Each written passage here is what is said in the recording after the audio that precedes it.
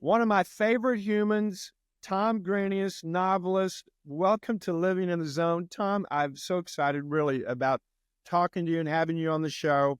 I've worked with you now. Let's not say it. Let's not spoil the moment. Next. Let's keep going. But I'm so fascinated about the mindset of a writer. And I was always fascinated with you. You started off as an investigative reporter, I believe, the Chicago Sun-Times. Actually, I was a national security reporter for NBC in Washington, D.C. Oh, that's even better. Thank you very much for correcting me. And so tell me the investigative reporter mindset, because that's a facts lead to more facts. It's about digging the truth. And you became an expert at that. Tell me about that part of your life, and we'll talk about how that contributed to being a best-selling novelist. Sure. So much of it is like that intuition that you often talk about, where you're kind of connecting the dots. And so actually, back when I was at Northwestern doing national security, I actually ran a program that's used by the intelligence agencies called SPSSX. In any case, just on a hypothesis, using public information, this is other news stories, I created an algorithm that ultimately linked third world terrorists to the former Soviet Union as their sponsor. And that's just using public information. And so I actually got recruited by various organizations at that point, news organizations as well, that pointed out that that kind of reasoning is what makes for a good investigative report. And so that was the mindset I brought in. And I still do to this day. We all read between the lines from what we're seeing in the media, and you realize there's a story behind the story, or there are certain patterns of facts that nobody's spelling out, but that exist. And that's what I took there in D.C., and it was my work in D.C., actually, and going under the tunnels beneath the Capitol and everything. I had some great privileged access that ultimately inspired a couple of my books years later. When's the first thought that I'm going to write a novel? When did that seed of inspiration pop into your mind? Was it early in your life? Was it at Northwestern? It was pretty early. It was actually at New Trier, my high school. And the problem there was that most of the families in the area, there was kind of an expectation you'd go into profession, law, medicine, business. And so how the heck do you become a novelist? I mean, where do you go to school for that?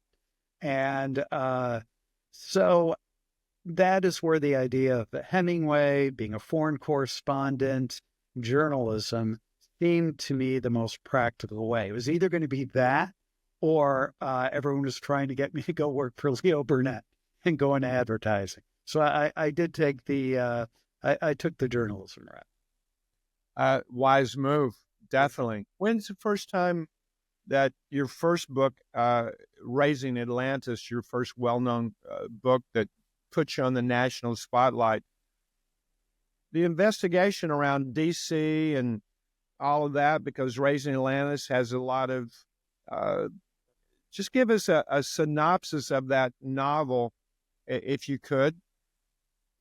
Sure. Well, the first inspiration for that. Well, the inspiration for Raising Atlantis, the first novel, literally came in my dentist's office in Beverly Hills. I had written a big spec script. Variety was writing about it. Everyone was. It was supposed to be the big deal that would put me on the map in Hollywood, about a locked briefcase that contains the nuclear codes and an assassination attempt on the president as a diversion to get it. In any case, it was a very splashy thing. And what happened is it had not sold yet at the time because of despite all the hoopla. I was in despair, sitting in my dentist's office. My agent called me and said, Warner Brothers wants you to adapt this book about what I thought he said was ruins. And I was reading a National Geographic article in the dentist's office about Antarctica. that was the link. Ancient ruins, Antarctica. Thought that'd be kind of cool. That'd be a good story if I wrote about the discovery of ancient ruins 2 miles beneath the ice, right? And a lost civilization, etc. So lo and behold, that's the name Raising Atlantis. Atlantis. That's how the idea got started. The irony is that within a week, I got the book from Warner Brothers they wanted me to adapt, and it was not about ruins. It was about runes, runes, those medieval symbols, and a completely different story. So I said, no, thank you to Warner Brothers and went and wrote Raising Atlantis. You turned Warner Brothers down. I made a lot of I probably made a lot of mistakes there. I turned down some really big movies where people loved that script that went out. Itself went out in locked briefcases when they sent out my script. Because I wanted something that I wrote. And what they wanted to do was hire me for a movie that was already going to be a go picture, which, by the way, is what you want to do if you want to be a successful Hollywood screenwriter. You do a lot of rewrites. And I did do some rewrites. But I really wanted to write something on my own. And that's ultimately what led me back to writing novels and fiction. Now, I want to bring everyone watching and listening how you and I got connected. Unbeknownst to you, before you ever contacted our office, I had some skeptics on my team regarding attracting things to come in your life, the law of attraction. It was big at that time, and I believe that the law of attraction definitely exists. It works, but I think it's kind of a 101 elementary school. There's more to that to really make it happen. So my team said, I said to my team, write up on the board someone I've never coached, and with no marketing, no external outreach, it'll walk in. And everybody's like, yeah, I want to see that. So they did. And the first question was, have you ever coached a jockey, a thoroughbred jockey? And I go, not yet. Put it up on the board. Thoroughbred jockey. Have you ever coached a professional poker player? I have not. Put it on the board. And the third one was, have you ever coached a novelist? I go, not yet. Put it on the board. And so I told my team, don't think about it. I will do my visualization in the timely manner that I do it, in the S.C.O.R.E system way of manifesting something. And a few days later, a call came in, cold call from you. You had heard about me in a American Airlines magazine. There was an article, and I think you did have the bestseller with Raising Atlantis. And I got on the phone with it. I go, why do you need me? You're an expert. You should be telling me, not me helping you. He goes, oh, it's not like that. He goes, took me several years to write Raising Atlantis. I just signed a huge agreement with Simon Schuster. They want a bestseller every year. How am I going to do that? I remember pretty clearly. And so with that law of attraction, the person that answered the phone, when she found out you were a novelist, she almost fell out of her chair. And off we went. And we were like peanut butter and jelly there for a while. I talked to you every day. And the one thing that fascinated about you was your amazing, crazy imagination. And then the other thing that fascinated me, you're also disciplined on that left side of your brain from an investigative part. And you were able to put a bridle and a saddle on your imagination to fit those two together. What do you remember about that time? Were you under duress or stress? It seemed like when you called, I've got a contract now, I can manifest it. I was, because writing the books was my dream, but my life at the time, which is a dream for a lot of other people, but I was involved in, really big ticket Hollywood finance and production, putting together funds for 20 motion pictures, $1 billion, and all of that. But I had no life. And I thought I was done writing because I finished Raising Atlantis, put it away. This was my life now. So when it takes off, suddenly staring at doing that again, plus what I was doing, plus I have a wife who had a very successful career at the time, and two two young boys. 2 young boys. I felt like my life was getting out of control. We had too many babysitters, and so I wanted to be able to get that control back. I wanted to be able to do the writing when I was best at it. And we worked out, in terms of, you know what, I'm probably good for 3 or 4 hours writing in the mornings. And that's important. They are sacred. So as long as I can do that and I'm in the zone there, then I do have time to do some of the other things. That was an important distinction for me, Jim, because I thought, well, people like J.K. Rowling, others, they have writing days. So, I could just do, 2 or 3 days, the Hollywood stuff, the rest of the week.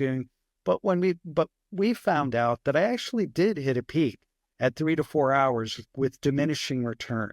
Yeah. In fact, the routine was boiled down to, I'm going to be at my computer at 9:30. Yep. Approximate. Yep. You had routines. I'm waking up. I'm going to exercise a little bit. I'll have my breakfast. I'll meditate, clear my mind, and then I will sit down and receive from the universe my inspiration. And around noon, you were done. Yes. And because I think before you were writing, whenever you felt at all times, whenever you could find time to write, you would write. And that's when life got very late at night, which is great for some people, but I'm not a night owl. And since my wife was at the time, the last editor in the newsroom at the LA Times, who literally would put the newspaper to bed to press, I stayed up late waiting for her. And she rejiggered things, I did, and we were able to apply this new routine.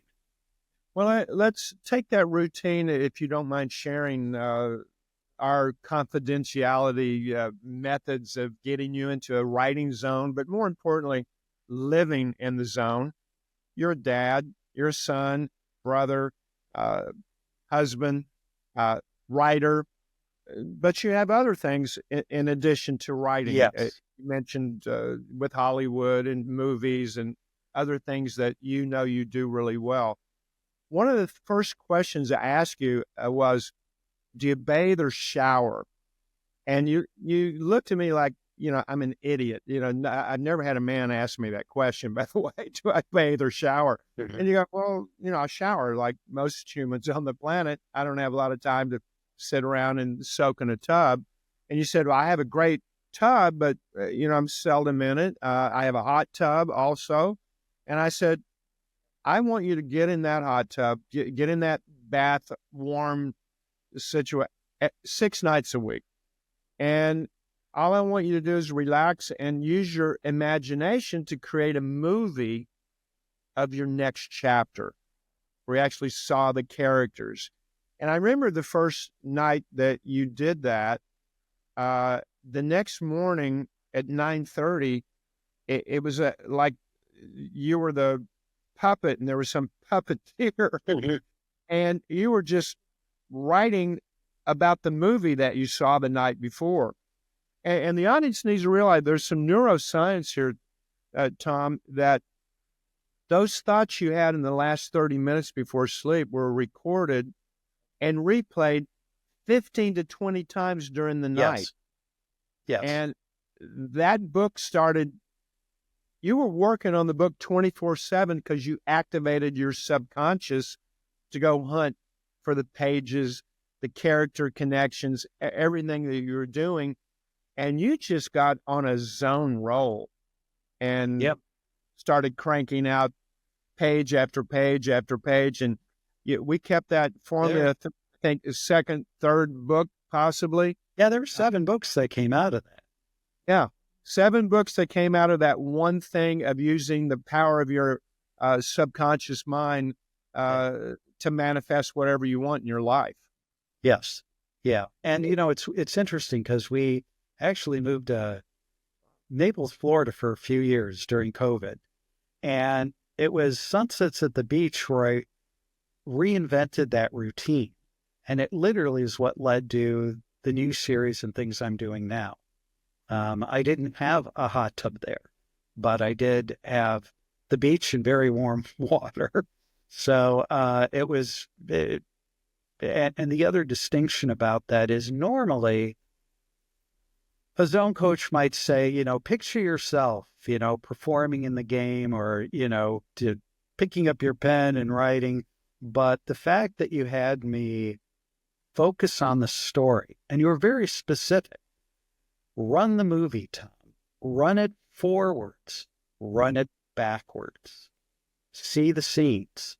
And that did a lot more to unlock not just the plot, but some of the deeper themes than just about anything else.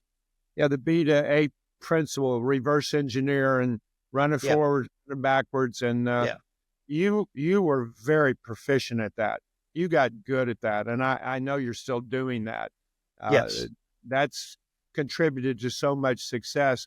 But I know, when I finally met you in LA and met your family, we also had a blueprint for your life. We segregated your life into standalone arenas. Here's writing, contain it there, but you're more than a writer. You're more than a novelist. I said that to you many, many times. And we talked about each arena. Each arena had visions. Each arena has goals. And you started living not just in the zone writing, you started living your life in the zone. And that's absolutely true. And now we just caught up before this podcast. You're telling me about your kids. Oh my goodness, you and Laura, and she's her own superstar in her own right. I mean, she is. No offense to you, she's a powerhouse, and that. She is. Yeah. And but wow, what an amazing legacy to look at your kids and go, who are these kids? They turned out unbelievable. Yeah, I cannot take any credit for that. Well, I think you can because they watched you and how you operate. They watched your wife and, parenting, it's not 50-50. Laura may have helped 80-20 in manners or something, but, you did something 70-30 and something else. You look at your kids and, how did they get there? The answer is good parenting, which I think is a challenge in America today. Whatever we say that we're in this malaise that we're in, this chaotic world that we're living in right now, I'm looking at parents and go, what have you done? Parenting is the toughest job. But you have one son that's a fighter pilot. That blows my mind. I saw him too. He's pretty young. 8 years old when I met him, I think. And then your oldest, he's a wealth manager, right? Yeah. Yep. Is it? Are the kids giving you advice now? They are. I do look to them for advice. Isn't that amazing? It is. It really is. You definitely have a zone life. Well, tell me about your latest novel. I think it's titled The Red Glare. Is that a working title or is that the title? No, that's that's Red Glare. And tell me about that. That's out. Yes. And that was literally based on that famous script that had gone out earlier that much imitated in some other movies. But, it's by now a familiar story, an attack on the U.S. We have a cabinet secretary. She's thrust into the presidency. She's a total neophyte, and she's got to figure out who really launched the attack and who in her cadre there aboard the new Air Force One is the enemy, and while she's looking for her missing daughter. So, it sets up the Chinese as the potential adversary, which is what the world is looking for. But it raises a lot of issues about our defense And the research part of me, the way I went to town on that particular book was I was able to get, in general terms, no one's spilling any national security secrets in this novel, but the actual doomsday plan that the U.S. has for continuity of government. And it's very interesting what we do to guarantee that even if the continental U.S. was uninhabitable, the U.S. could still go on. We do have various treaties. We do have bases around the world. There's a whole lot of stuff we could do. So that was Red Glare, and that was a couple of years ago. And in the meantime, Are you blown away by fantasy in your mind all of a sudden turned into reality where you're like, holy cow, I wrote about that a year ago, or I wrote about that in my first novel, and now it's coming to fruition? Have you had it happens a lot, you know, in the Atlantis prophecy. It's a subplot, but there is a virus from China and conspiracy theories about the vaccine that was intended to be the reason for it all along, and what the vaccine would do to the population. And that was 15 years ago. So, but that add then to your titles, you know, novelist, investigative reporter, prophet. well, it's just sort of seeing the trends where things go, and it comes from different places. It was really only when I started working with Google on one of their MMORPGs, massive multiplayer online role-playing games, that I really began to see the shift in our media, leaving the traditional media where kids not only don't go to movies as much, they don't even watch TV that much. They're playing games, and if they're not, they're scrolling social feeds. And this has been something that has really led to a whole realignment in Hollywood and tech. And I realized, you know, eyeballs have moved on. And so that told me a lot about not just where like media is going, but where, you know, where's our next generation going and the one after that, and how we think and how we, you know, what kind of quote stories we, you know, glob onto. We're in a definite paradigm shift. There's no question about it. Absolutely. And it seems like everything's picked up pace too. It's not only is technology changing, you know, tomorrow is something new. Next day, there's something even better than tomorrow. There's something better and better. But I think the mindset has shifted. We coach a lot of kids, a lot of Rice University, you know, an intellectual institution, obviously. But there is a shift in thinking in that 20 to 30-year-old range. There's a shift in the high school range.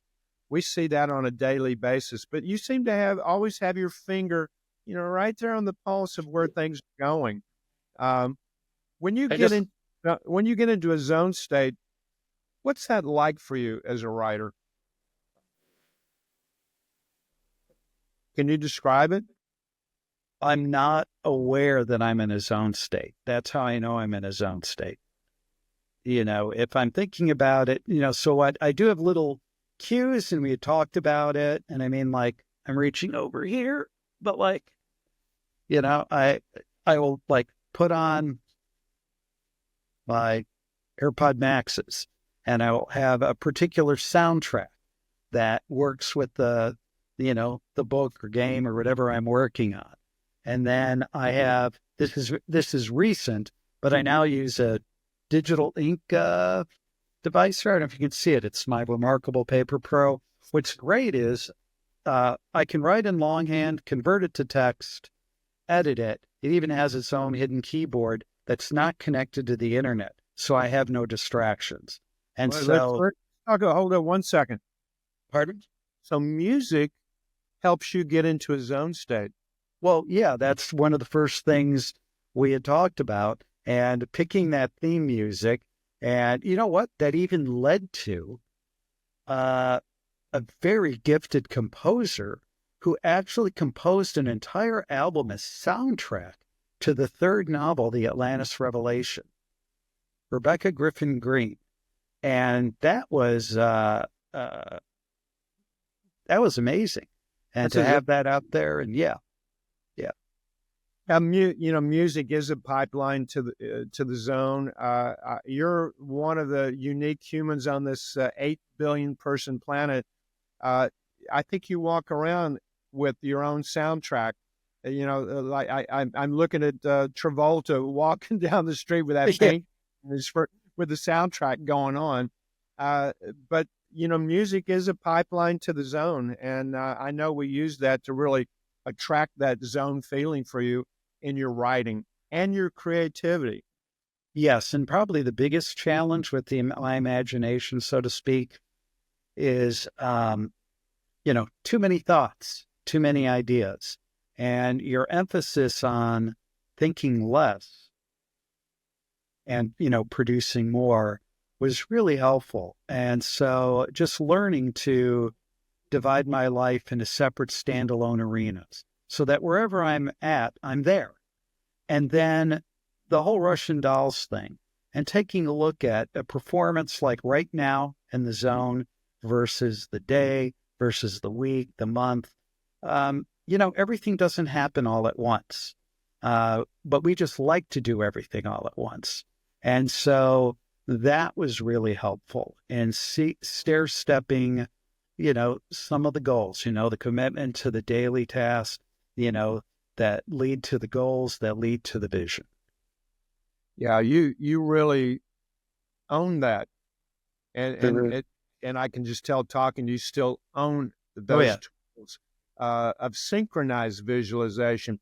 And you know what you did? You really took this amazing fertile imagination that you have. You put a saddle and a bridle on it and manage it. And I think a lot of creative people, I'd coached a lot of people that were so brilliant. Their IQ must have been 170, 180, but they were all over the place. And they were awesome in one thing, but everything else totally in disarray. And you've become a true champion, in my opinion. That's a champion. That's a compliment. Because of your life, there's not many true champions. You're champion writer, but everything else is not very good. Mm-hmm. Well, it's easy to feel that, your life's in disarray. I tend to have so many thoughts and I look at so many different opportunities. And I remember thinking that, and something that we were talking about, this was a little bit ago, and I was in a bookstore. There aren't a lot of them left. And there was the head of a streaming network there, who was a friend of mine. She and I had gone way back, and she was there looking at books. And I was there checking out a book of mine to make sure it was on the front table. I just, you pay for placement, or the publisher does. And she was asking me about a couple of authors, and she just said, "You are so prolific." And the message I get from everybody, publishers, agents, readers, is, where's the next book? You're not prolific enough. What are you doing? And it's just easy to think that way. You went to Starbucks, and at that time, James Patterson wrote 10 books. What's your problem? What's the big deal? Yeah, I'm not, I don't use AI. I don't, use book app programs now that promise to create a book for you in 10 minutes. I do it the old-fashioned way, which is drawing blood from a stone. And, it usually takes... You write from your heart, yes, and your mind, and your soul. And yes. When I am certain, writing Raising Atlantis, you were in Antarctica. You were trekking through the snow. You were feeling the cold of Antarctica as you're writing it. Also characters. Yes. And, if you're living in Hollywood, sometimes there's no colder place. So it was great. Yeah, that's a very cold place. Yes. Antarctica. I like that. That is a good analogy. What's new for you? What's in your creative mind? What are you looking to manifest next? I'm actually doing something I did with Raising Atlantis, and that was before the series of books. I'd created a website called the Atlantis Mapping Project, and it was extremely popular. And it had some of the most forwarded emails in America. And my wife, the journalist and executive editor, always got a kick out of it because she said, this is stupid. No one's going to sign up for these things. You're just making it up. This secret U.S. military dig in Antarctica. And as she watched on the screen, bing, bing, bing, all these people were signing up. So I had a couple of 100,000 signups even then, and even had a job posting to join the expedition on monster.com, No way. the LinkedIn of a former age. That. And Oh my goodness. I got hundreds of resumes from people, including the heads of home video at some of the studios. A lot of people got what was going on. This is fake. This is, I want to be part of this company, etc. So it was very successful, and it led to all the other stuff. Later, I hooked up at the beginning of a company, the Skunkworks division of Google's, to help create a game that became extraordinarily popular, and wrote like a secret novel for it to inform the game world. And they thought it was okay. It only had 20 million downloads. And I tried to convince... Like only 20 million? Yeah, I tried to convince publishers in New York saying, it's a bummer that these don't count in BookScan as sales, because my ebooks within the game, that's 20 million copies, but if they don't see it on BookScan, it doesn't exist, right? So I learned a lot from that. And we also had live events in multiple capitals of the world involving 10, 20, 30,000 people, because we're talking about Google. And I would get on what was then called Google Plus. That was their answer to Facebook. It didn't have 1 billion users. It only had 300 million. So they ultimately pulled the plug. But I was on there. I had some of the most trending shows on there, tied in with this game. So I knew I wanted to do something like that for my next go-around. And by the way, that game led to a much bigger game using the same technology from the same company called Pokemon Go. That had 1 billion users. And within 6 weeks of it coming out, it lifted the market cap of Nintendo by $4 billion. And that Skunkworks division was spun off into its own company, which is now valued, it's not in the public market, at around $9 billion right now. So I did the same thing. I launched a game company here in Seattle. I actually moved to Seattle to do this. There weren't a lot of game companies or tech bros in Naples, Florida, let me put it that way. So, and I wasn't ready to go back. Sunsets, though. Yes. And so launched it. It's in private beta. And like with the Google game, we've seeded different portions of the web with story world elements to get people involved in the story world, although they don't know it's part of a story world. And it will slowly be revealed. And for the book series and movies and stuff like that. And then it will continue to function like a Pottermore, like J.K. Rowling's thing, and the world of wizarding, so that it will continue to be a great global community for people. But yeah, it's we started. You're taking your imagination. You're now writing in the gaming world. Yes, that's what I've been doing. So, and I hooked up with a great outfit out of New York that's done groundbreaking stuff in AI, applying it to human development, called Angelogic. And so I started the game company here. I think I got it here, Angelogic.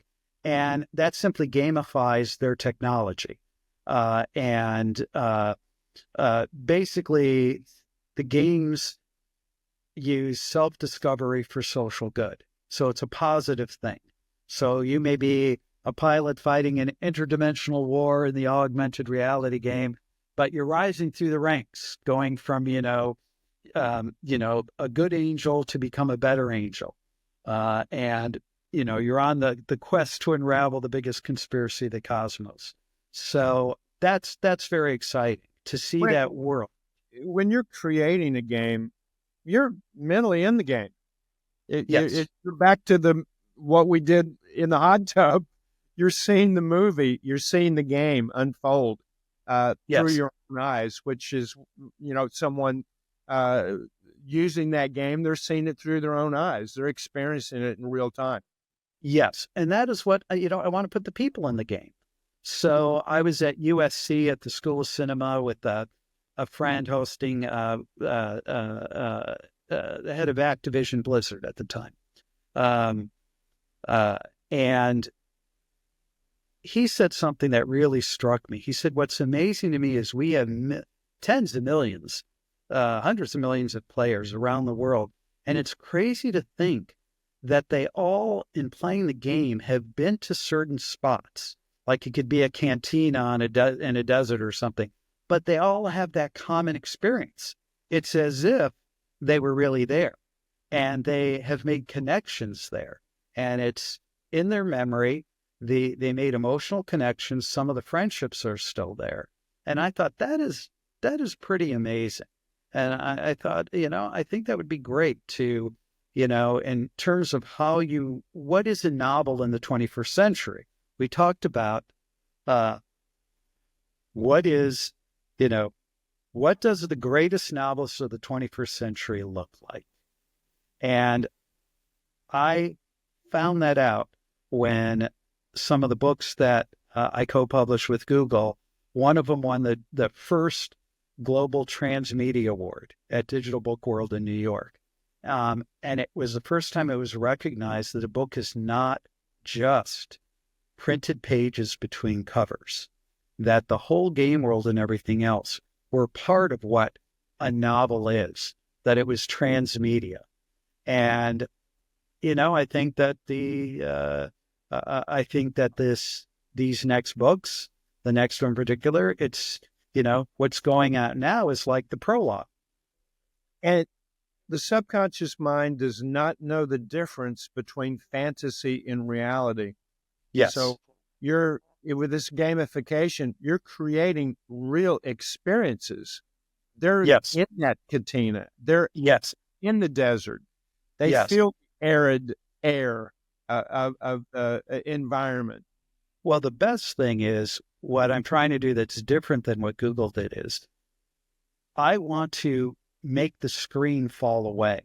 And the way that this particular augmented reality game works is it works through real world stuff. It's as if things from the story world have dropped into the real world.